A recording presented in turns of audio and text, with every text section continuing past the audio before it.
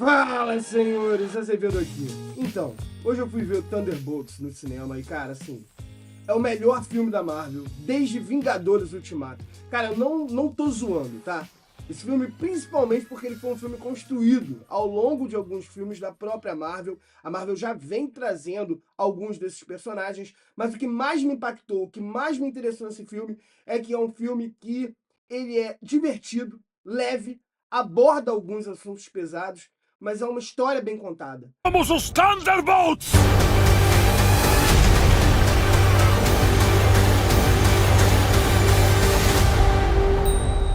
Eu, particularmente, tive muita dificuldade com relação a esse nome Thunderbolts, porque, como eu sou fã de quadrinhos, nos quadrinhos os Thunderbolts eles foram introduzidos em uma edição de 1997 de O Incrível Hulk, e eles foram criados pelo Kurt Busiek e pelo Mark Bagley, que trouxeram na sua primeira formação o Zemo, o Atlas, o Golias, a Rocha Lunar, o Soprano e o Gavião Arqueiro. Quem eles eram? Eles eram, na verdade, vilões que se aproveitaram de um momento que os Vingadores não estavam mais, né, porque havia acontecido uma coisa, os Vingadores haviam morrido, e aí eles simplesmente, como eles não tinham mais condições de derrotarem os Vingadores, eles resolveram tomar conta, né, do país, tomar conta de tudo, na verdade, se modificando, né, no caso, eles que eram vilões, e passando a atuar como se eles fossem benfeitores. E aí, quando acontece isso nos Vingadores, né, no MCU, na verdade, você começa a pensar, cara, como que eles vão fazer para criar uma equipe que você compre a ideia, que você realmente se interesse. E, impressionantemente, principalmente porque eles trazem essa questão da depressão, que está muito presente nesse filme, e faz com que você tenha empatia, não só pelo que está acontecendo com os personagens, mas principalmente com a história dos personagens. Isso faz com que você acabe se interessando pela história. Mas assim, onde que o Thunderbolts ganha de Esquadrão Suicida? Cara, primeiro que assim, a quantidade reduzida de personagens, na minha opinião, ela faz muita diferença. Em Esquadrão Suicida eu mal lembro de alguns personagens, como por exemplo a Arlequina, né, que não tem como não lembrar, o Pistoleiro, que foi feito pelo Will Smith. E eu acho assim também que o filme ele vacilou quando ele diminui a participação do Coringa, tá? E eu tô falando, obviamente, da primeira versão, tá? Porque a segunda versão eu particularmente não gosto. Nesse filme especificamente, se você começa a ver cada um dos personagens que foram colocados, parece que eles foram trazidos meio que tirados a dedo. Se você pensar no Alexei Shostakov, que é o Red Guardian, que é feito pelo ator David Harbour, ele assume o papel de alívio cômico. Mas não é só isso. Ser um herói, salvar as pessoas nas ruas. Não há desígnio maior. Ele traz aquele frescor de inspiração e ele desempenha esse papel tão bem que é quase impossível você não se apaixonar pelo personagem. Fora que algumas das suas tiradas são praticamente frases que algum fã entusiasmado falaria. Quando ele diz, por exemplo, nós somos os Thunderbolts, cara, sério, isso meio que me remete particularmente a uma frase do Samuel L. Jackson, do filme Coach Carter, de onde nós somos. De onde somos? Richmond! Qual é a minha terra? Richmond! A quem amamos? Richmond! Rich o quê? Richmond! Ou qualquer filme que, pô, que tenha, de repente, o Toretto, né, dizendo que isso aqui é o Brasil. Você está muito longe de casa. Aqui é o Brasil!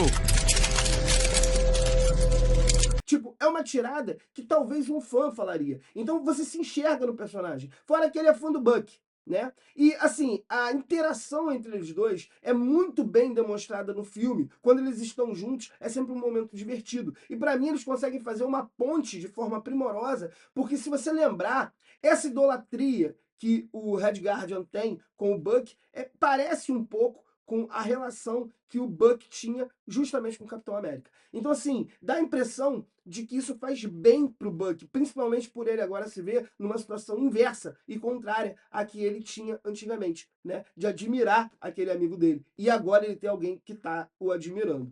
O Bob também, que, cara, sério, é sensacional, tá? A forma com a qual eles mostram o personagem é exatamente tirada dos quadrinhos, exatamente aquilo, tá? E eu acho até que no filme ele parece mais um cara mais disruptivo, um cara que ele meio que não sabe exatamente onde é que ele tá meio perdido. É um cara que ele é extremamente poderoso, mas ele não sabe que é extremamente poderoso, né? A partir de alguns momentos, né? Você percebe isso, você vai ver, talvez eu faça um vídeo com spoiler, e aí eu falo um pouco melhor sobre isso, porque eu não quero dar spoiler aqui. Mas assim, eu acho que ficou incrível, tá? O único ponto que eu quero colocar aqui, que assim, pra mim, infelizmente, né, me desagrada um pouquinho em relação ao vilão do filme, tá? Porque assim, eu acho que, não é que eu quero criticar, tá?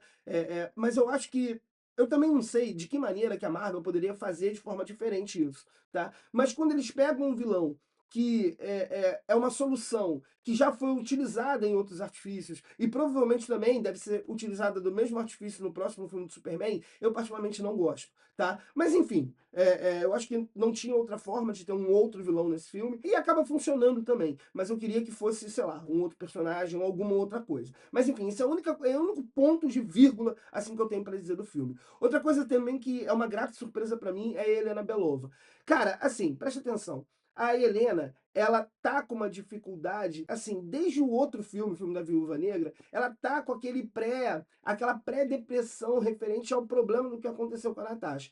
E, cara, quem não tá, né? É natural, porque até a gente sofre com a perda da Natasha, né? Mas é impressionante como, assim, ela é a personagem principal, ela se destaca, ela é muito forte, mas ela já começa o filme já começa com ela demonstrando o quanto ela tá mal e o quanto ela tá sentindo alguma coisa, como que ela não tá se sentindo bem com ela própria. E o filme o tempo todo ele fica mostrando isso. Como que os personagens não estão se sentindo bem com as vidas dele e com as situações que eles estão vivendo. E eu acho que é isso que mais te aproxima e mais faz com que você tenha empatia pelo filme. Outro personagem também que me chama muita atenção é o John Walker. Quando eu vi o John Walker na série e ele substituiu o Steve Rogers, eu não tive nem um pouco de empatia por ele. Muito pelo contrário. Eu, na verdade, tive antipatia. Eu achei ele um personagem ruim, um personagem que não me demonstrava nada. E nesse filme, você consegue entender, né, a frustração.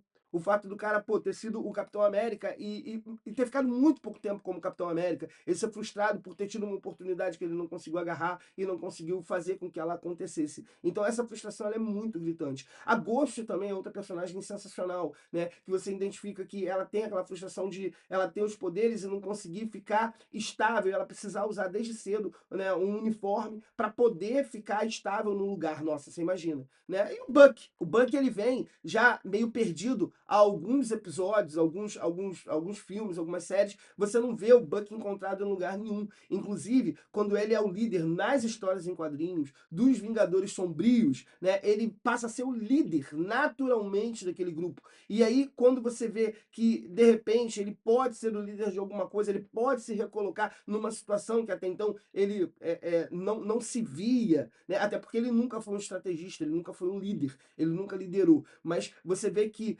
existe uma certa... os outros personagens eles entendem o Buck como uma figura mais central, como uma figura de líder entre eles. Então você vê que o Buck ele se encontra ali num momento que estão precisando dele. Você vê, todos os personagens eles estão meio que numa situação de vulnerabilidade, numa situação de talvez pré-depressão, numa situação que eles não conseguem saber por que eles são importantes. Na verdade, eles mesmos acham que não são importantes naquele momento da vida deles. Então, por isso que para mim Thunderbolts é um filme que é muito mais do que só um filme divertido, um filme de aventura, com personagens fáceis de se compreender, né? Mas não é só isso. Tem algumas outras questões interessantes no filme que fazem com que você meio que olhe para o filme de uma forma um pouco diferente, né? E faz com que, principalmente, você se identifique não só com essas questões dos personagens, mas principalmente com a profundidade que é dada para eles. Eu particularmente confesso que é justamente essa integração entre os personagens, e principalmente a falta de integração da equipe, que deixa o filme tão interessante. Se você reparar, nenhum deles consegue aceitar muito bem o fato deles estarem na situação que eles estão, além deles não confiarem uns nos outros.